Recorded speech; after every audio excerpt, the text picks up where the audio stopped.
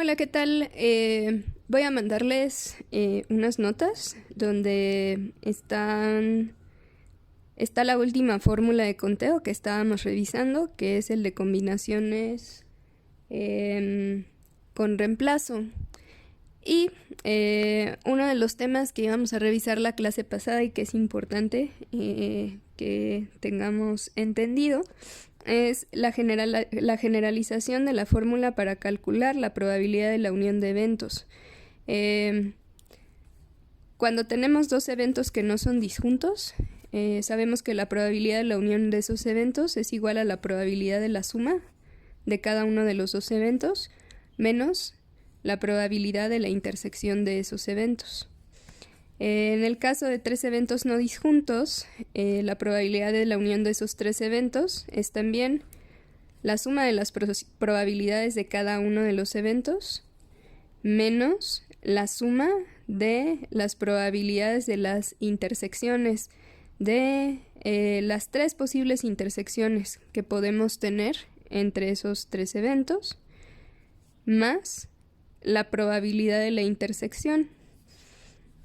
En general podemos aplicar esta fórmula que les voy a mandar en las notas para el caso de que tengamos cualquiera n eventos no disjuntos y contemos con información para calcular la probabilidad de la unión de esos eventos. La demostración de estas fórmulas se encuentra en las páginas 39 y 40 de Groot y sí pueden echarle un ojito a algo que se llama The Matching Problem, que está en la página 42 del capítulo 1 del de Groot. El capítulo 1 lo subí a los materiales de nuestro grupo. Y vamos a ver la próxima clase y en general vamos a empezar a ver ejercicios donde apliquemos el caso para la probabilidad de la unión de tres eventos que no son disjuntos, ¿ok? Entonces chequen bien esto. Ahora, la clase pasada también estábamos por revisar un concepto muy importante que es probabilidad condicional. Entonces, probabilidad condicional. Supongamos que contamos con el espacio muestral de un experimento en el que ya definimos o encontramos todos los posibles resultados y sabemos cuál es la probabilidad que tiene asignada cada uno de esos posibles resultados en el espacio muestral. ¿Eso qué quiere decir? Quiere decir que conocemos la distribución de probabilidad del espacio muestral, como el ejercicio que hicimos la clase pasada con el experimento de seleccionar una pelota de cada una de dos urnas que tenía pelotas de varios colores. Ajá. ¿Se acuerdan que ahí obtuvimos todos los posibles resultados que eran vectores de dimensión 2 y asignamos a cada uno de ellos una probabilidad? Entonces obtuvimos la distribución de probabilidad del espacio muestral de ese experimento. Ahora, la probabilidad condicional de un evento A, que es un subconjunto del espacio muestral, es la probabilidad de ese evento actualizada. Ajá. Una vez que sabemos que ocurrió otro evento B. ¿A qué nos referimos con actualizada? En sí, yo les podría decir que para mí el significado de actualización de la probabilidad de un evento dado que ocurrió otro refleja un cambio en la distribución de probabilidad en los posibles eventos o los posibles resultados que forman el evento A y la probabilidad que tienen asignados cada uno de esos posibles eventos. Ajá. Entonces, ocurre el evento B, existe un cambio en el espacio muestral para los elementos que forman parte del subconjunto A, que está en S, dado que ocurrió este evento B. Podemos entonces calcular una nueva probabilidad del evento A y esa probabilidad nueva se conoce como la probabilidad condicional del evento A, dado que ya ocurrió el evento B, y se denota como P de probabilidad, acuérdense que también lo pueden ver como PR de probabilidad, del evento A, barrita, dado que ocurrió el evento B. Ajá. Entonces, volvamos al ejercicio 3, inciso B del cuaderno de ejercicios. Nosotros teníamos este experimento. Seleccionar una urna al azar y luego seleccionar dos pelotas. Nos pedían primero definir el espacio muestral.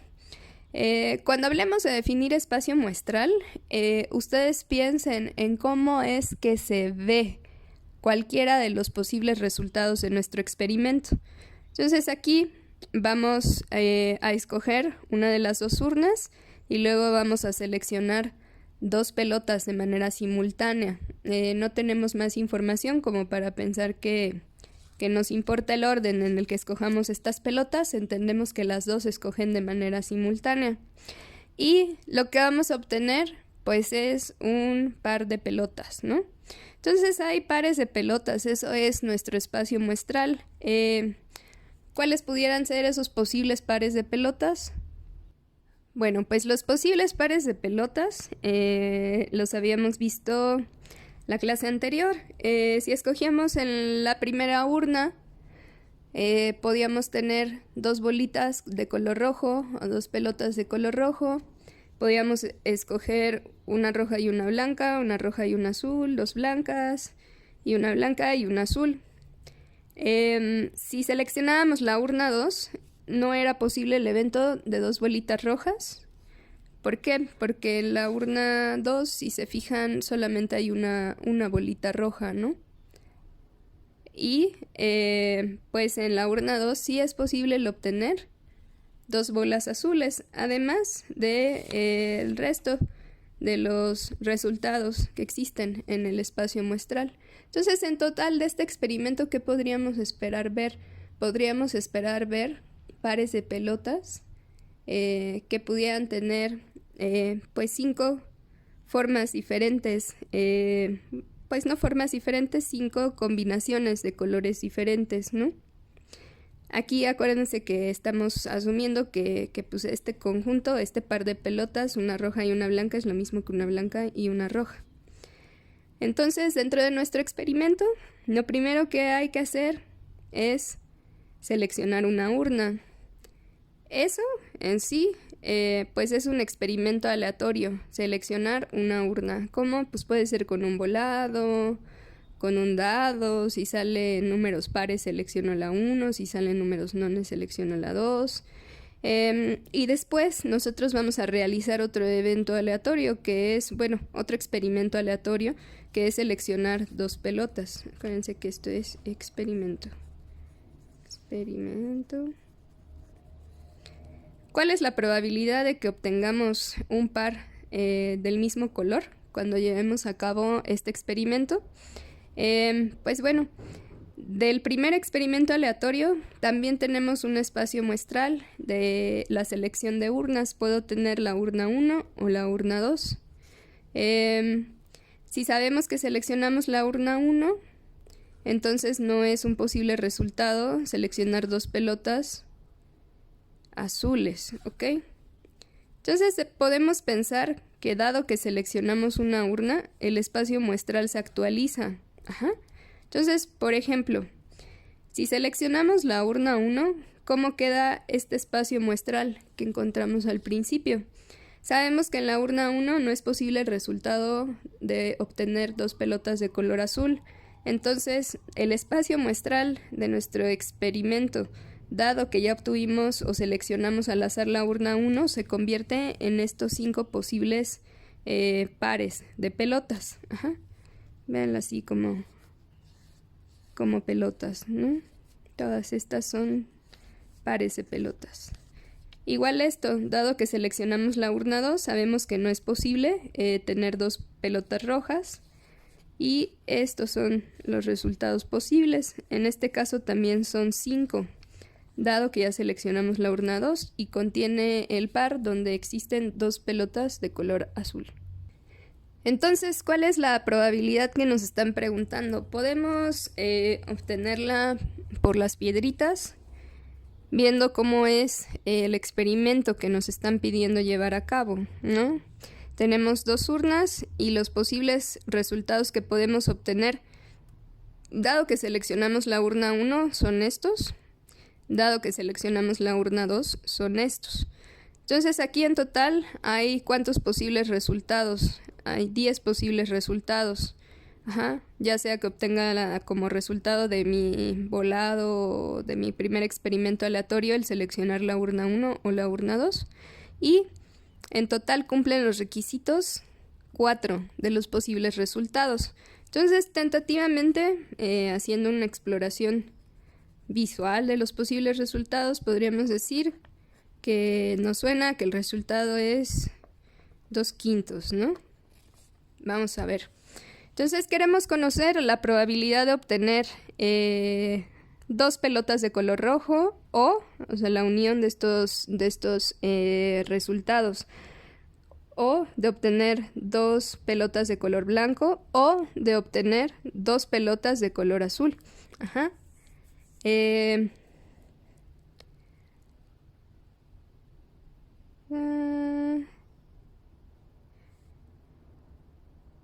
Dado que seleccionamos la urna 1, eso se convierte, según la definición que acabamos de ver de probabilidad condicional, en la probabilidad de esta unión y de la selección de la urna 1. O sea, es la intersección, la probabilidad de la unión de estos resultados intersectados con la urna 1 sobre cuál es la probabilidad de la urna 1. Aquí estamos asumiendo que la probabilidad de seleccionar cada una de las urnas es un medio.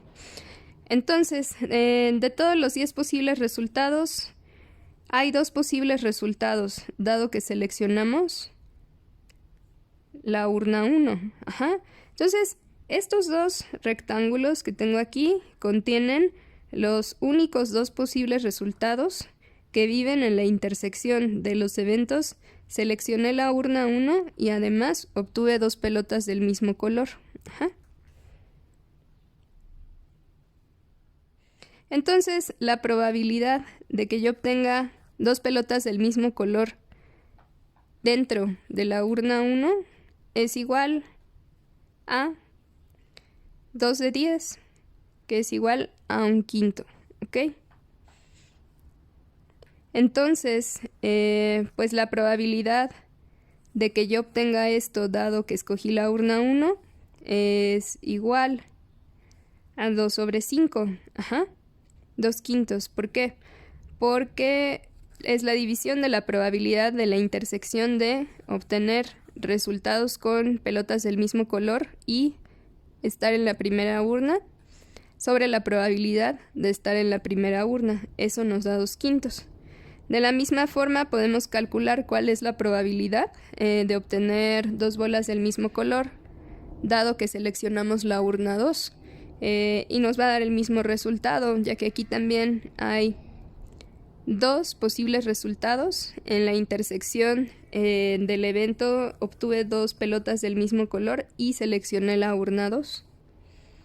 Entonces esto está como un poquito feo. Entonces, pues la probabilidad de que yo obtenga 2 pelotas del mismo color es igual a la probabilidad de que yo seleccione la primera urna por la probabilidad de obtener 2 pelotas del mismo color, dado que seleccioné la urna 1, más la probabilidad de seleccionar la urna 2 por la probabilidad de la unión de estos resultados, dado que seleccioné la urna 2.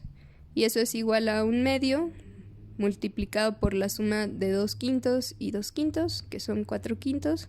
Y eso nos lleva a un resultado de 4 sobre 10, que son los 2/5 que habíamos pensado obtener. Una forma de visualizar este concepto de probabilidad condicional es pues imaginarnos un diagrama de Venn, donde tenemos el evento A, el evento B, y sabemos que alguno de los elementos que forman parte del evento B, que es un subconjunto del espacio muestral, ocurrió. ¿no? Entonces nos encontramos ya dentro de este circulito que representa el evento B. Y lo que queremos saber es, ya que estamos dentro de este circulito, ya que ya que ocurrió alguno de estos eventos, ¿cuál es la probabilidad de que ocurra el evento A ahora? Si ya sabemos que estamos dentro de esta delimitación y los elementos que son propiamente de A que no comparte con B, pues ya no son un resultado posible, dado que nos encontramos pues observando alguno de los posibles resultados del evento B. Entonces, pues habría, para saber cuál es ahora la probabilidad del evento A, que actualizar esa probabilidad. Ahora la probabilidad del evento A únicamente corresponde a que ocurran los elementos que están dentro de la intersección de A y B, relativo a la probabilidad de que ocurra este evento B. Ajá.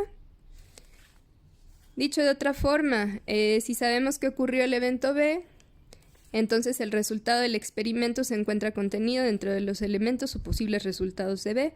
Para evaluar la probabilidad de que ahora ocurra A, tenemos que considerar los elementos o posibles resultados contenidos en el evento B, que también son elementos o posibles resultados del evento A. Es decir, los elementos o posibles resultados del evento A intersección B. Intuitivamente definimos la probabilidad de A dado B como la proporción de la probabilidad del evento B, que es todo este circulito, que representa este cachito nada más, la probabilidad de la intersección. Entonces, si A y B son dos eventos tales que la probabilidad de B es positiva, entonces la probabilidad, bueno, no solo positiva, mayor a 0, la probabilidad de A dado B es igual a la probabilidad de este cachito, de estos elementos, comparados en proporción con nuestro, pues digamos, nuestra nueva base de elementos o posibles resultados que existen ahora, dado que ya sabemos que este evento ocurre. Esta definición no existe si la probabilidad de B es igual a 0, ¿no? Veamos otro ejemplo. Este es el ejemplo 2.1.1 del texto de Groot. Está en el capítulo 2 de los documentos que están en el grupo en comunidad. Y tenemos, nuestro experimento es que vamos a lanzar 2 dados, y vamos a observar, y se observa la suma de los 2 resultados, ¿ok? Entonces nosotros vamos a lanzar 2 dados, vamos a sumar el resultado de los 2 numeritos y sabemos o nos dicen que la suma de los resultados fue un número impar. Nos piden calcular la probabilidad del evento, la suma es menor que 8, Entonces sea A el evento, la suma es menor que 8. Y sea B el evento, la suma es impar. Queremos calcular la probabilidad de que la suma sea menor a 8, dado que T es impar, ¿ok? Entonces, aplicamos nuestra formulita. Sabemos que la probabilidad de que la suma sea menor a 8, dado que la suma fue impar, es igual a la probabilidad de que ocurran esos 2 eventos de manera conjunta a los posibles resultados que viven en la intersección de los elementos de A y B sobre la probabilidad de que obtengamos una suma impar. Entonces, por las piedritas, ¿cuál es el experimento? ¿Cuál es el espacio muestral de este experimento? La suma de los números que tenemos al lanzar 2 dados puede tomar valores del número 2 hasta el 12. Si sumamos los 2 valores más pequeños nos va a dar 2, 1 más 1 nos da 2, y si sumamos los 2 valores más grandes nos va a dar 12. tengo 36 posibles formas de obtener la suma de dos dados, ¿sí? Puedo obtener un 1 y un 1, un 1 y un 2, o un 2 y un 1 más 3, un 2 más 2 y así sucesivamente, ¿no? Entonces, de esta forma podemos calcular la probabilidad de obtener una suma 2, de obtener una suma 3, de obtener una suma 4, y eso lo hacemos contando el número de resultados que hay en cada una de esas posibles sumas entre las 36 posibles formas que tengo para obtener la suma de dos dados. Y pues bueno, validamos que la suma de las probabilidades que asigné a los elementos de este espacio muestral es 1.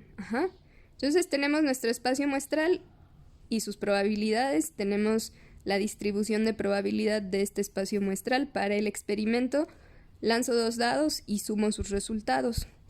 ¿Cuál es la probabilidad de que yo obtenga un número menor a 8 y además que este sea impar? Pues es la probabilidad de que yo obtenga o 3, o 5, o 7. Entonces es la probabilidad de la unión, es la suma de las probabilidades. Y en este caso pues no hay intersecciones.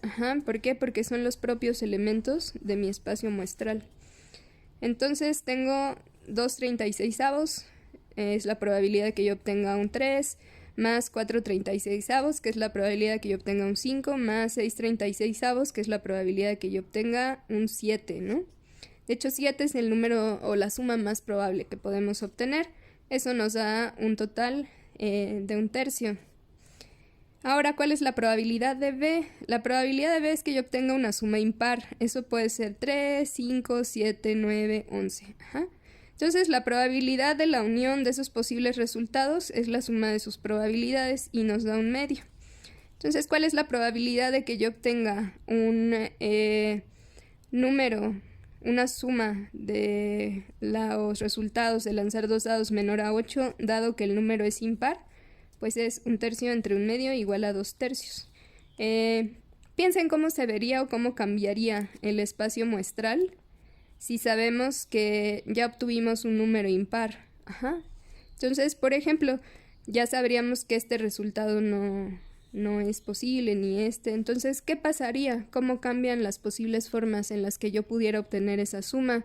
Y en teoría, si actualizáramos el espacio muestral y volviéramos a hacer esta actividad de obtener la distribución de probabilidad de ese nuevo espacio muestral, en teoría deberíamos obtener el mismo resultado.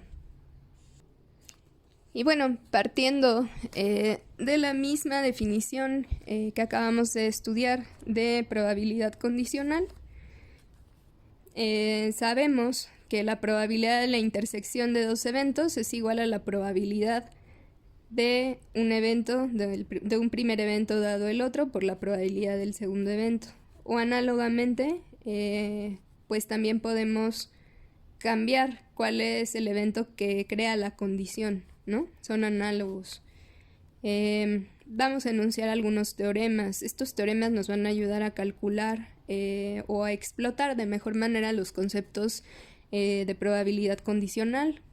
Si tenemos n eventos a 1 hasta n, tales que la probabilidad, y otro evento b, y b, entonces tales que la probabilidad de b es mayor a 0, y la probabilidad de la intersección de estos eventos del a1 al an-1 es positiva. Entonces, la probabilidad de la intersección de múltiples eventos es igual a la probabilidad del primer evento por la probabilidad del segundo evento dado el primer evento por la probabilidad del tercer evento dada la intersección del primer y el segundo evento por la probabilidad del enésimo evento dada la intersección de los eventos del A1 a la n-1. Pueden ver la demostración en la página 52 del texto de Groth. Otro teorema útil es, tenemos lo mismo, eventos de la 1 hasta n y un evento b, tales que tenemos esta condición de que esta probabilidad condicional es mayor a 0. Entonces, la probabilidad condicional de la intersección dado el evento B, es decir, estamos analizando el mismo caso que en el teorema anterior, dado que ya ocurrió el evento B. Entonces eso es lo mismo que teníamos acá arriba, pero aquí vamos a mantener la condicionalidad. Eso es igual a la probabilidad de A1 dado B por la probabilidad del siguiente evento dado la intersección del primero y B por la probabilidad del tercer evento dado la intersección del primer evento y el segundo evento y B, hasta que llegamos al último evento, la probabilidad del enésimo evento dada la intersección de los primeros n-1 eventos y el evento B. Hagamos un pequeño ejercicio. Este ejercicio también lo van a encontrar en el texto de Groth. En una caja tenemos R mayúscula, bolas rojas, y B mayúscula, bolas blancas, tales que al menos tenemos 4 bolas, ¿no? 2 bolas rojas y 2 bolas blancas. Nos piden calcular la probabilidad de seleccionar 4 bolas sin reemplazo, tales que la primera bola es roja, la segunda bola es blanca, la tercera es roja y la cuarta es blanca. Entonces vamos a definir las posiciones en las que yo voy a obtener esas bolas, ¿no? Tengo la posición de la 1 hasta la 4. Y queremos saber cuál es la probabilidad de que yo obtenga una selección en la que primero obtenga rojo, luego obtenga blanco en la tercera posición rojo y blanco en la cuarta, es decir, rojo en la posición 1, blanco en la posición 2, rojo en la posición 3, blanco en la posición 4. Entonces la probabilidad de que esto ocurra es la probabilidad de la intersección de estos eventos, ¿no? Y eso es igual a la probabilidad de que yo obtenga en mi primera selección una bola roja multiplicada por la probabilidad de que yo obtenga una bola blanca, dado que en la primera posición obtuve una bola roja, por la probabilidad de que obtenga una tercera bola roja, bueno, en la posición 3 una bola roja, dado que seleccioné ya en la primera posición una bola roja y en la segunda una bola blanca, por la probabilidad de que seleccione en cuarto lugar una bola blanca, dado que ya hice la selección anterior. Entonces, para la primera probabilidad, nosotros tenemos R bolas rojas de un total de R bolas más B mayúscula bolas, ¿ok? Después, dado que ya seleccioné una bola roja, ¿cuántas bolas blancas puedo obtener para la segunda posición? Pues el total de bolas blancas, porque no he seleccionado ninguna blanca. ¿Dividido entre qué? Ahora hay menos bolas, hay una bola roja menos, entonces es dividido entre R mayúscula menos 1 más B.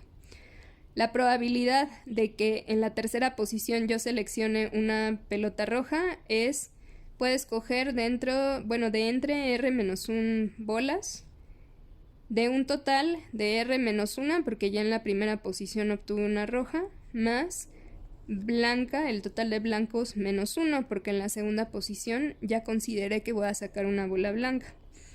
Y lo mismo se repite para la cuarta posición en la que queremos obtener una bola blanca. Entonces puedo escoger dentro de B menos 1 bolas blancas, porque aquí ya había seleccionado una.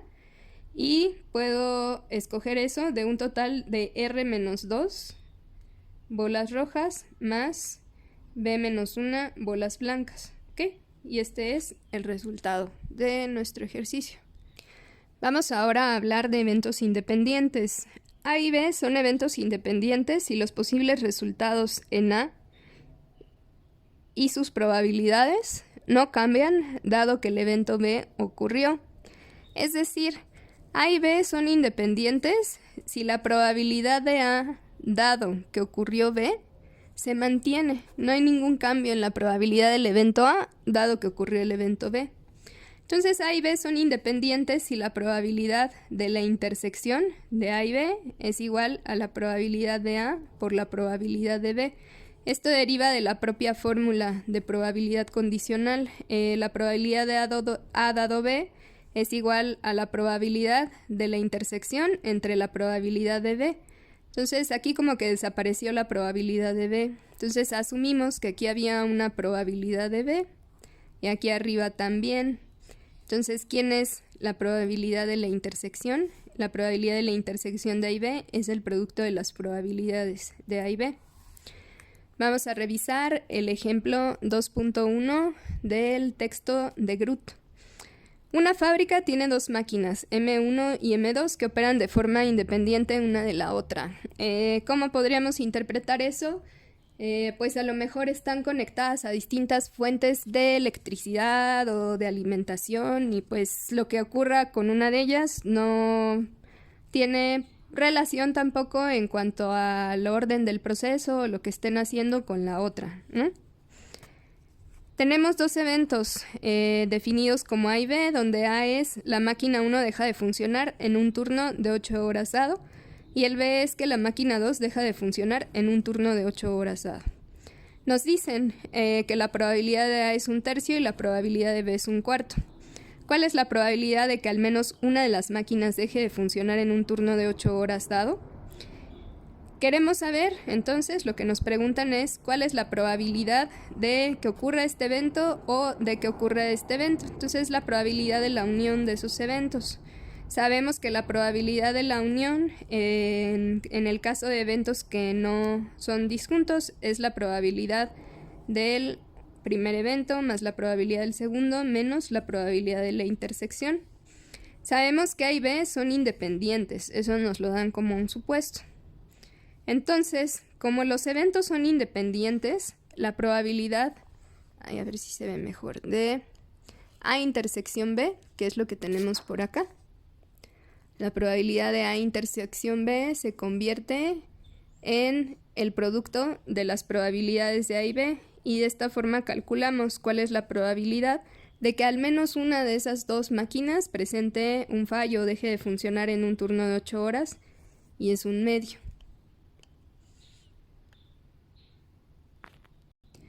Continuando con el tema de eventos independientes, si A y B son independientes, entonces A y B complemento también son independientes. Y esto lo podemos generalizar para 3 eventos. Esos 3 eventos son independientes si la intersección, las 3 posibles intersecciones de ellos, la probabilidad de esas intersecciones es igual al producto de las probabilidades, y la intersección de los 3, la probabilidad de la intersección de los 3 es igual al producto de la probabilidad de cada uno de ellos, ¿ok? En general, los eventos del 1 al K son independientes, y para cada subconjunto que seleccionemos con J elementos de un total de K, esos eventos o la probabilidad de la intersección de esos eventos es igual al producto de las probabilidades. También podemos hacer una generalización como la que vimos pues en caso de la probabilidad condicional. Esto se mantiene dada la selección de otro subconjunto.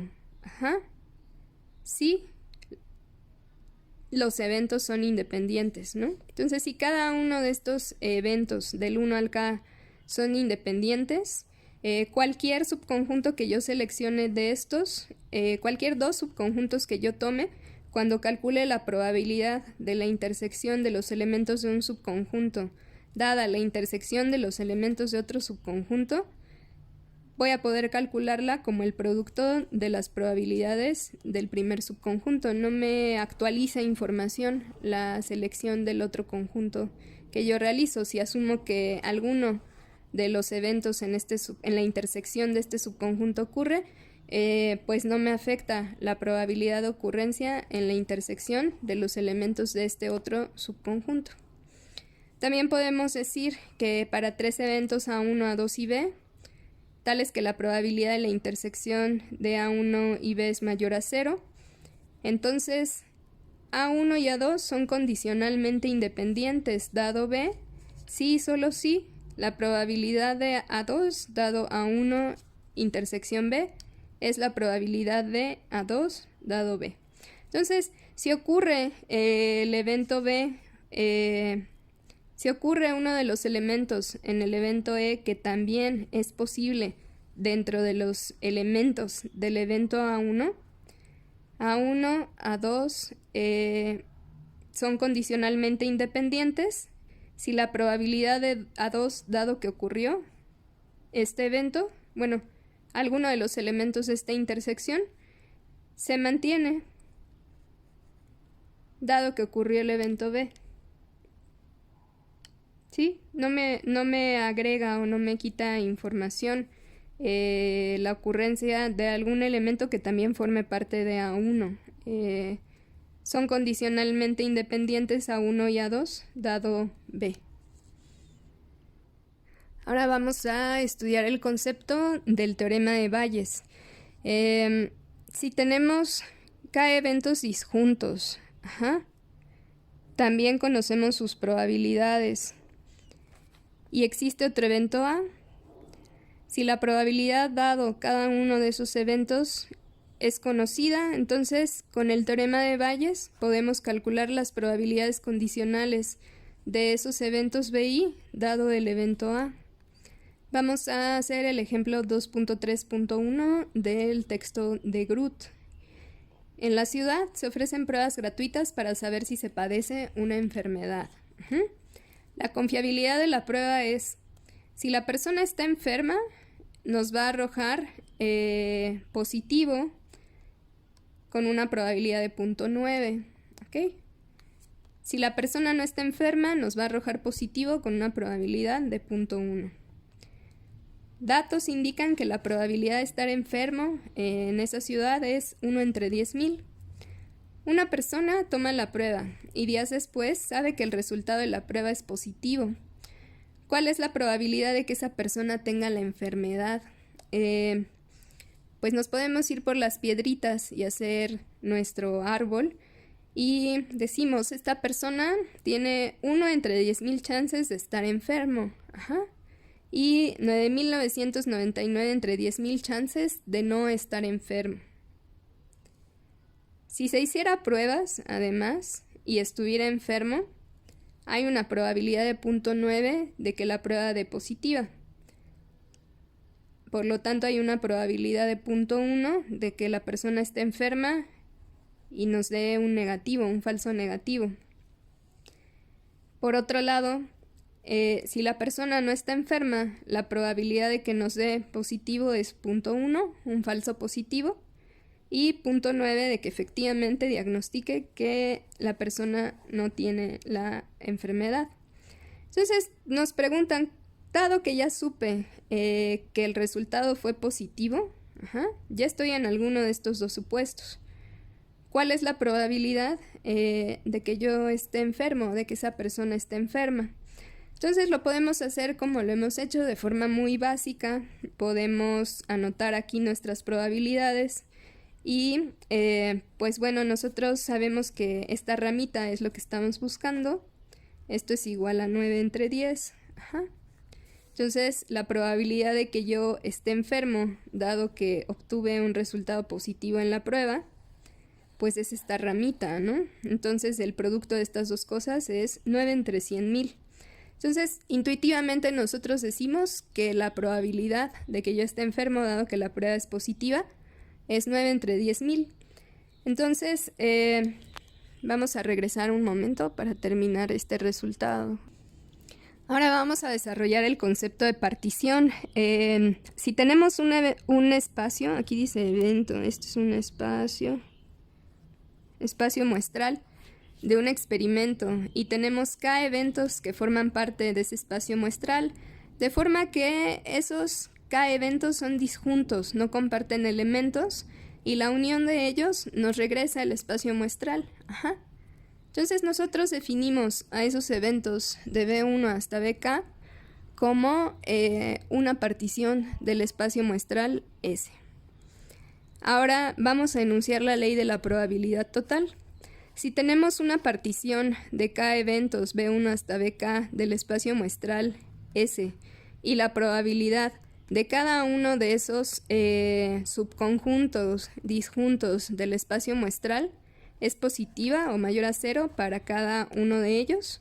Entonces, para todo evento A en el espacio muestral, su probabilidad va a ser igual a la suma de 1 hasta acá, de la probabilidad de cada uno de los eventos que forman la partición por la probabilidad del evento en el que estamos interesados, dado que ocurrió cada uno de esos eventos que forman la partición. Análogamente podemos considerar para otro evento C este enunciado de la ley de probabilidad total condicional. Entonces, la probabilidad de un evento A dado un evento C es la suma de las probabilidades desde 1 hasta acá, de la probabilidad condicional de los elementos de la partición dado C por la probabilidad del evento A dado la intersección del evento C y cada uno de los elementos de la partición. Eso nos lleva a enunciar el teorema de Bayes. Tenemos la misma partición del espacio muestral, tal que cada uno de estos subconjuntos del espacio muestral tienen una probabilidad mayor a 0, y tenemos otro evento que también tiene una probabilidad mayor a 0. Entonces, para cada elemento de la partición tenemos que la probabilidad de que ocurra cualquier elemento de la partición, dado que ocurrió el evento A, es igual a la probabilidad de ese evento por la probabilidad de A, dado el evento de interés, entre la suma de la probabilidad de todos los elementos de la partición por la probabilidad de A, dado cualquiera de los elementos de la partición. Entonces, esta es la suma de las probabilidades condicionales de A, dados los elementos de la partición por la probabilidad de los elementos de la partición, y estamos estudiando o revisando, tratando de medir cuál es la probabilidad de un evento BI dado que ocurre el evento A. Entonces queremos ver la parte proporcional de esta suma de probabilidades que corresponde al evento BI. Entonces es la misma entrada, pero reflejando solo la parte proporcional que corresponde al evento I. ¿Ok? Entonces, si regresamos al ejercicio de la enfermedad y la prueba de la enfermedad, tenemos, pues vamos a hacer una partición de nuestro espacio muestral, ¿ok? Entonces, podemos estar enfermos o podemos no estar enfermos. Hasta ahí estamos de acuerdo.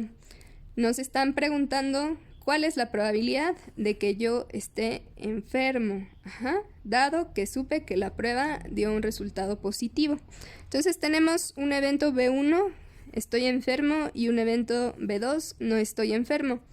Es una partición del espacio muestral y definimos el evento A como la prueba es positiva. Entonces, la probabilidad de que yo esté enfermo dado que la prueba es positiva es la probabilidad de que la prueba sea positiva dado que estoy enfermo por la probabilidad de que yo esté enfermo entre la suma de las probabilidades condicionales de que la prueba sea positiva dado que o no estoy enfermo por la probabilidad de que esté enfermo, o si estoy enfermo por la probabilidad de que esté enfermo. Bueno, creo que era al revés, de que esté enfermo y de que no esté enfermo.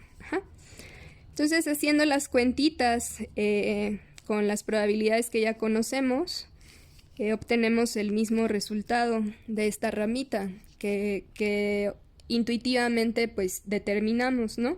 Entonces, esta es una aplicación del teorema de Bayes. Es muy importante porque el conocer que existen eventos que ya se materializaron, de alguna manera nos permite reducir el espacio muestral y también reducir pues la volatilidad o la aleatoriedad que hay en la realización de un evento. Les voy a mandar estas notas.